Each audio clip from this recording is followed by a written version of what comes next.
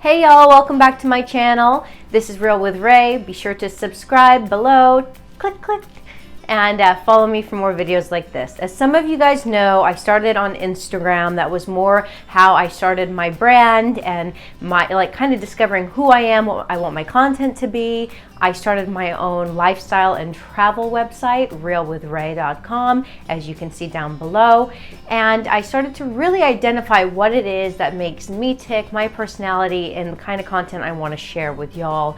And some things are challenging myself with projects I never thought I would even try to do. One being an art wall. So I originally had this second bedroom in New York, which is kind of a big deal to have two bedrooms in New York. As some of you guys know, the spaces are small, the prices are high, and I knew that I needed a second bedroom, and in the beginning it was a roommate situation. I had a girlfriend living here, it worked better financially, but as she moved out, instead of finding another roommate or keeping it as a spare guest room, which wasn't used enough, I decided I wanted to transform my second New York apartment bedroom into an office. This is a creative office to do my YouTube videos, which I'm just starting now to do. I'm doing my Instagram content, obviously my TikTok videos, follow me on TikTok as well. And I wanted to find an area, a space to make a studio. So I had to transform everything. I also transformed my concrete pillar in the room to a flower pillar because I was bored by just the white concrete. I will show that another time if you're interested to see the total office transformation. Right now I have this bare wall, as you can see, and I don't like plain spaces. I am a creative gal. I like seeing things colorful, fun, things that inspire me, that get me wanting to be in the office every day, working hard to create quality content, and I have to be inspired. I want to pick up with some frames that I have purchased. The best site honestly for me has been Amazon. I found one good frame from IKEA. Other than that, it felt a little cheap. I also found frames from Custom Picture Frames. That was not good, unfortunately. So Amazon has been my best bet. And I love Amazon Prime because it gets here in 2 days, which is very important. And also, I don't have to worry if the quality is not good, if it comes broken, if it's not good enough. They don't question me. I can just return it and I can get back to figuring out another brand. But their frames are actually very good quality. So I'm going to pick up from where I left off with framing. So I still have a couple pictures. Chanel here, I'm actually limiting it because I have a very small wall, and it's important when you're creating this art wall. You need to measure the full length of your wall, the full height of your wall, so you could really space out how many picture frames can I actually fit on this wall, how many is too many, or will it leave empty spaces. Luckily, there's other areas in my house that I can put the leftover art because I ended up buying way too much art, and now I have to figure out where else in the house I'm going to put the art. On this art wall, I did decide that this one was most important to me. I obviously really love it. It says, keep your heels, head, and standards high. Keep your heels, head, and standards high. So I like that, and I like the Coco Chanel logo, obviously. So then I have to decide which frame. So obviously, I already pre-planned this before shooting of which frames I want it in. And for this piece, I actually decided that I like the white with the Chanel. So I'm gonna go ahead and put these frames inside, and then I will show you after, once I take all of these frames and put all of the art in, what it's gonna look like. So I figured I will get down and dirty and show you all the boring parts as well, as that is important. We're gonna put our frame in. I am not using matting, as I didn't think I really wanted that look. Some pictures look good with matting and some do not. So this one I actually do not like with matting. I prefer it by itself. So I will show you here. So you can see obviously my lighting and the reflection. My apologies. We're gonna get a little bit of a reflection from the painting, but I really like this. So anyway, I wanted to go back to what I was saying. There was one piece of art that wasn't originally a part of my art wall, and I'm having to make room for it and kind of remove another piece to, make sure it fits. A little cute cartoon Milo that was done in South Beach at the Wine and Food Festival, and this now is something I have to have on my art wall. I can't live without this little Milo on there. Another helpful piece of advice I have when making a gallery art wall is when you buy a picture frame, inside of it there's always this stock photo, the filler. If you're smart, and I did this for most, but not all because I didn't quite remember for all of them. If you're smart, you're gonna keep these. So they show already the size, and if you're thinking of doing a gallery art wall and you don't want to hammer 1,000 things into your wall, which I'm sure your landlord won't appreciate, nor will you aesthetically appreciate, you can keep this picture, and you know from the frame where the back is where you're hanging it, and you can actually, it's a little hack, measure it up here, draw with a pencil a dot where you're going to hang it, and then you can put this on the wall first, and you can get an idea that everything's lined up so you don't have to completely rehammer everything. Another thing is these pieces that I waited for, they're actually really beautiful, from Australia, from Etsy. It's where I found the girl who does these prints, high quality prints. Took a while, and unfortunately it wasn't the best customer service when reaching them, but they're still very beautiful prints, so I will still link them below. And some of these pieces will not be in the art wall, but I love them, and they're gonna go probably in my bedroom that's super glam, and I can give you a tour of my bedroom and the rest of my place if you guys have interest. I want to say one bit of advice, and I guess criticism for myself, as I'm a really big critic and a little hard on myself, is I did learn after getting my art wall together and kind of organizing the art here on my couch that I got a lot of 11 by 14 pieces. This is good and this is bad. They're flexible of fitting them in the space. The bad thing is you don't want all of your pictures to be the same size. The more variety you have in dimensions, the better the art wall will look. So we'll see how it still looks in the end. Luckily, you can always change things up. I can put things up and they can be almost placeholders if I start looking at it and being inspired to put a different size or a different picture. It's not an end-all be-all. A good thing about a gallery art wall is it's changeable. Yeah, it's expensive because once you buy all the frames and the art, you really don't want to be changing it, but the good thing is you can change it. So don't think that whatever wall you create is the final wall. You can grow it as you adapt or change your style. Okay, I have to introduce my assistant who's gonna help me because I am not great with a hammer and you can't really do it all yourself. I mean, I guess you could if you're better at do-it-yourself than I am, but I actually want someone there to help me put up the art so I can visually see how I like it, move it as needed, and help me hammer. And to me, it's a two-person job. Please, come on, assistant, make yourself known, just wave, but you don't need to talk because you're just here for your guns and for your help, okay? So let's get to work, shall we? Just pretend he's not even there. He's just an extension of my of my hands, helping me do the job, and hopefully is better with a hammer than I am. All right, let's get to work.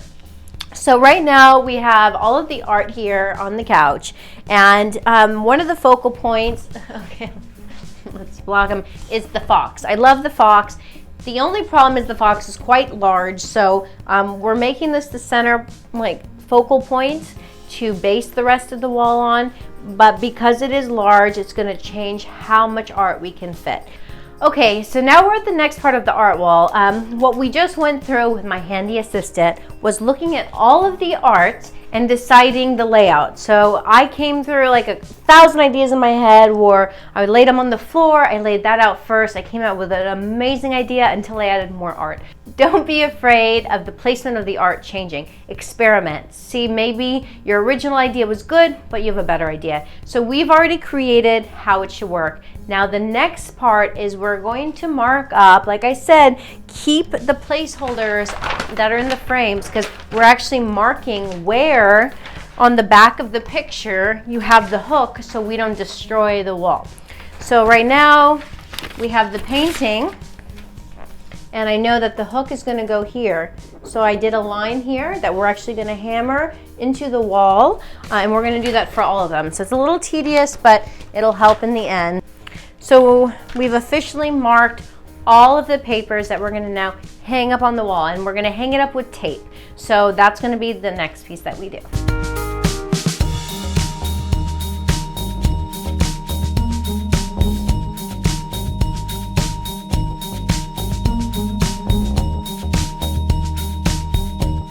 Hey y'all, so just when I thought I was ready to give up and I was getting frustrated, it's actually coming together. So you're gonna have moments, if you're like me and you're not good at measuring and you're not good always at like getting things symmetrical, but you're obsessed about it being perfect, you're gonna have frustrating moments. Don't give up, because right now we've used our placeholders to create what is a perfectly spaced out wall. I did about, what was it, 3 inches apart? Yeah. So I did about 3 inches apart. I lined everything up perfectly on the top, and then these will be matched, but this one, unfortunately, we can't get it fully. It doesn't have to be perfect. Sometimes you want a little dimension and difference in the staggering of the photos, but have an overall format to follow, so it does have a very clean look, clean lines. Since we have our placeholders here, we're going to take a hammer and nail and we're going to literally just go through it, and that way we can take the piece off and put our art. So wish us luck.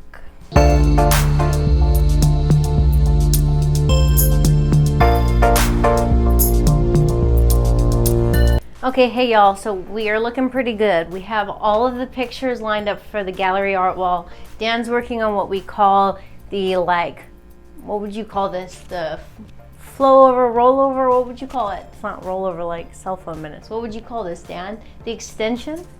Dan is working on the extension of the art wall, where it's kind of going to curve, and you want some flexibility with your art wall if you do have extra art pieces left. So we've made a perfectly aligned wall where we have, the clean lines, but also with a little imperfections spaced out. That way it's not like too OCD. So we're going to put the extension over here, and then I'm going to give you an idea of how the rest looks. We've kept the placeholders underneath just to make sure it's the final look that we want before we take the paper out and make sure it's just the painting.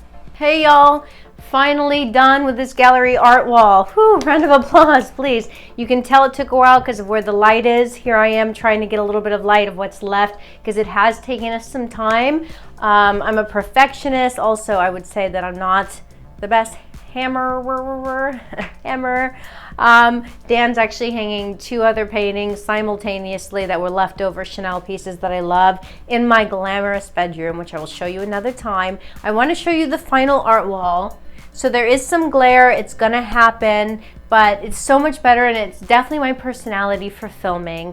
One little secret, the Fox right here, it's not glaring anymore because at first it had the cheap IKEA frame and there's no non-glare, so it was reflecting big time. I could see my camera gear, the lighting, reflection, it was driving me nuts. So I actually took it off, which it's not protecting the print now, but I like that it's not reflecting, and I'm almost tempted to do that to the Do What You Love and maybe the other ones, because if my goal is to have a gallery art wall for filming my YouTube videos and my TikToks and everything, then I don't want glare, right? I'm gonna have a camera and I'm gonna be filming. If you're not filming and it's just aesthetically to have a gallery art wall, please get high quality, frames that you love, or even save a buck and get other frames, and you won't worry about the glare because you're just looking at it in a normal one-on-one setting, not filming.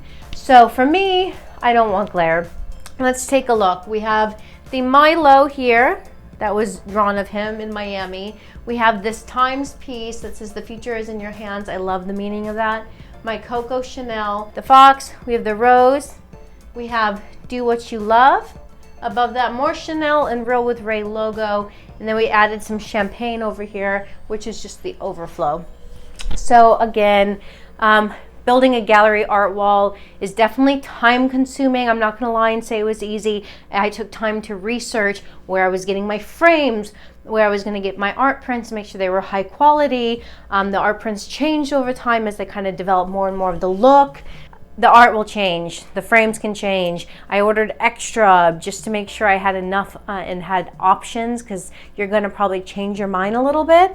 Then when you get down to it, the biggest tip I can say is save the placeholders that are inside of the frames, the picture that it comes with, because that is your key to spacing out your wall, because if I just started, like, I would never be able to visualize it. I actually visualized it first by putting those pieces of paper and hammering there and measuring from there. And I was able to get like perfectly aligned with my wall. I have a perfect amount of art. I'm very, very happy with it. Obviously, once you have it up, you realize, is there glare? If not, you get rid of the front. I don't mind less protection on the front because I'm a pretty clean person. You know, if it gets a little dusty, it gets dusty, but I don't want the glare in my videos. So again, play around with it, and I wish everyone lots of luck with their gallery art wall. You know, message me, comment below, please like the video. Again, this was a challenge for me. I'm not naturally this do-it-yourself gal, and I really challenged myself to do it, and if I can do it, anyone can do it. Trust on that. Again, try to get another person to help you. I feel like it's a two-person job when it comes to, you know, looking at it. You want to be able to visualize it and hammer it. And then, you know, let me know if you want to see more videos like this, more do-it-yourself for the every girl or every person. It's not something that you have to be really good at, obviously. I challenged myself and I accomplished it. I'm very happy with the goal and how it looks. And subscribe to my channel, please. That would mean a lot, and I'll bring more content. And let me know, what else do you want to see? Is there any project you want to see? Tune in next time. Bye, guys. So Milo has a message. He says, subscribe to our channel. Subscribe to our channel.